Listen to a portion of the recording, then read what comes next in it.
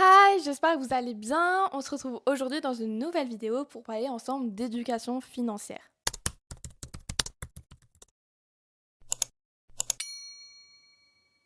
Tu vois peut-être régulièrement des personnes autour de toi parler d'investissement ou d'éducation financière, mais toi, tu ne sais même pas par où commencer. Et je suis là aujourd'hui pour t'aider à avancer dans cette direction-là de l'éducation financière, de comment on s'éduque financièrement, même en partant de zéro. Pour commencer, je vais déjà te rassurer, c'est normal de ne pas savoir comment s'éduquer financièrement en sachant que l'école ne t'apprend pas et ne t'apprendra jamais comment devenir riche et comment s'éduquer financièrement. Mais aujourd'hui, tu peux te rattraper et je vais t'apprendre tout ça totalement gratuitement. Sans argent, sans formation payante, juste avec de la discipline et de l'envie d'apprendre des nouvelles choses et de t'informer sur comment fonctionne l'argent et comment gérer son propre argent sans le dépenser n'importe où. Et honnêtement, ça va dépendre de chacun, mais si tu t'y mets sérieusement, ta vision de l'argent peut complètement changer du tout au tout, soit du jour au lendemain, soit peut-être sur une vision un peu plus longue. Mais voilà, le but de cette vidéo, ça va être d'aller chercher ce déclic-là, de te dire, ok, là jusqu'à présent j'ai dépensé un peu à tout va, j'ai pas vraiment géré mon argent,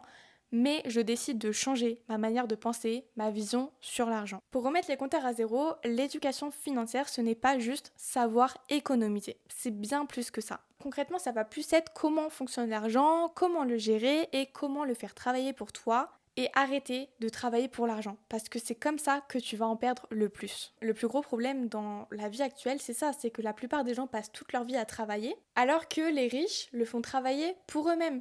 Et c'est pour ça que quand j'en parle souvent, que ce soit à des inconnus ou que ce soit à des personnes de mon entourage, on prend un peu pour une folle parce que c'est rare qu'il y ait des gens qui soient éduqués financièrement, surtout à mon âge.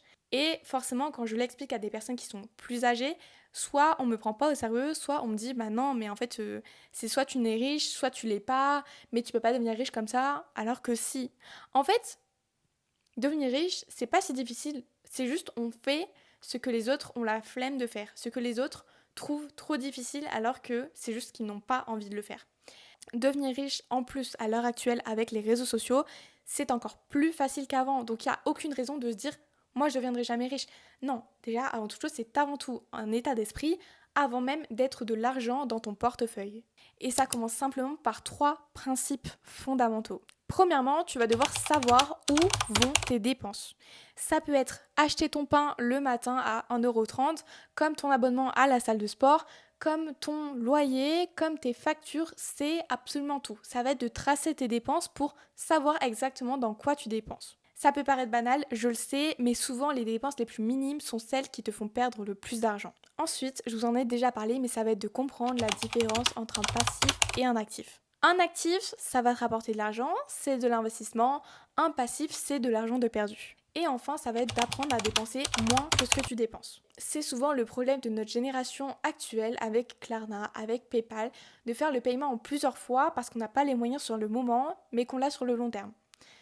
Si tu n'as pas au moins 2 fois le montant de ton achat dans ton portefeuille, n'achète pas, simplement.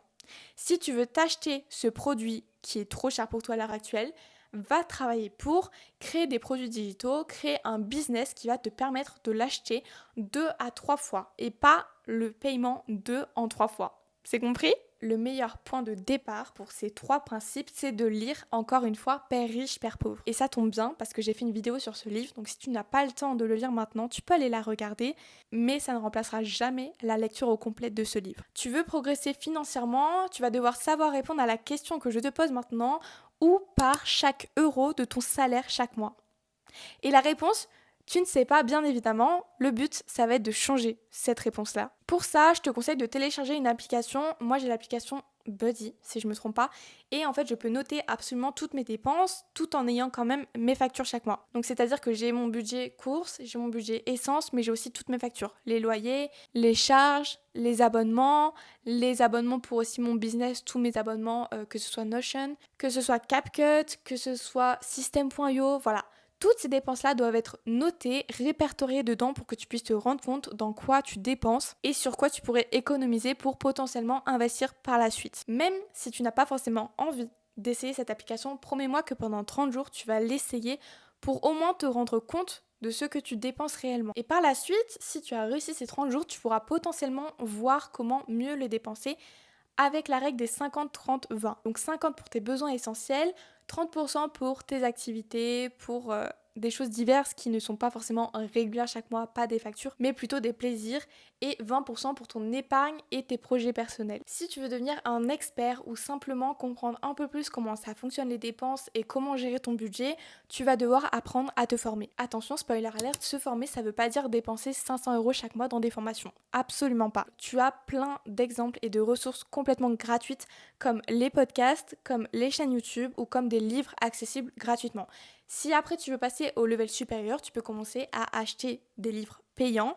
C'est toujours le mieux, mais voilà, un livre, ça coûte 20 €. Donc ne viens pas me dire que ça coûte cher de s'éduquer financièrement, que c'est pas possible de devenir riche quand tu veux pas payer 20 € un livre pour t'éduquer. De même que le podcast de Rachel Finance, il est totalement gratuit, que la chaîne YouTube de Mathilde Wade, que Who is Constance de Rachel Finance, encore une fois.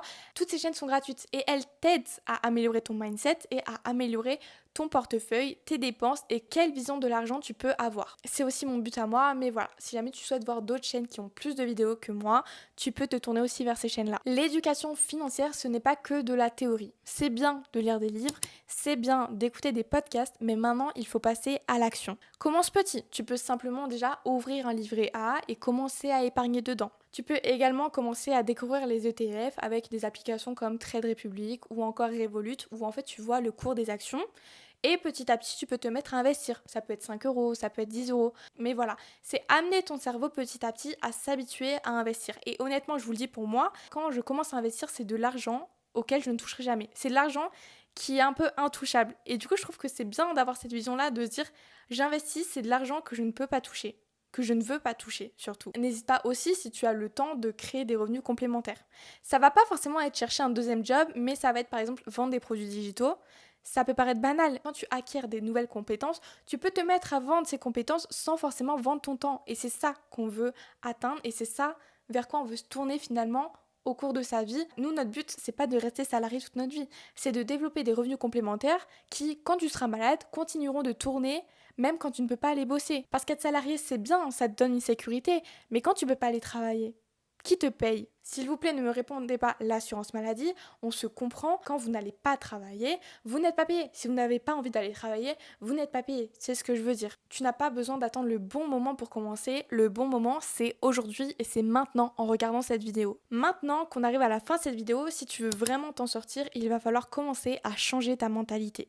Arrête absolument de voir l'argent comme quelque chose de réservé aux riches et comme quelque chose que tu ne pourras jamais atteindre. L'argent, c'est simplement un outil qui t'amènera vers ta réussite. Plus tu vas le comprendre, plus il va pouvoir t'apporter de la liberté. Et ce ne sera plus une peur de manque, ce sera plutôt une envie d'évoluer, une envie d'abondance. Pas forcément financière, mais une envie d'abondance, de liberté, de pouvoir acheter ce que tu veux, quand tu veux, et de pouvoir vivre sans ne plus avoir à te demander demain comment je vais faire pour vivre. Demain, si je perds mon travail, comment je vais faire? Non. Nous, ce qu'on veut, c'est atteindre la liberté financière. L'éducation financière, ce n'est pas juste faire de l'argent, trouver des solutions pour faire de l'argent, c'est simplement ne plus dépendre des autres pour vivre. Peu importe où tu en es aujourd'hui, le meilleur moment pour commencer, c'est maintenant. Et si tu apprends un peu plus chaque jour, que tu commences à lire, que tu commences à écouter des podcasts, des vidéos YouTube, que tu commences à te renseigner sur ce sujet-là, je t'assure que dans moins de 6 mois, tu seras déjà au-dessus de 90% des personnes sur cette terre. Parce que si tu ne t'en es pas encore rendu compte, la plupart des gens préfèrent la facilité. Et ils préfèrent garder un emploi toute leur vie qui va pas forcément leur assurer la liberté quand ils seront plus vieux, mais c'est la facilité. C'est la facilité de se dire je garde mon CDI, j'ai une sécurité, mais la dépense financière finalement ils ne l'auront jamais. Rends-toi bien compte qu'avoir 4 semaines de vacances par an, ce n'est pas normal.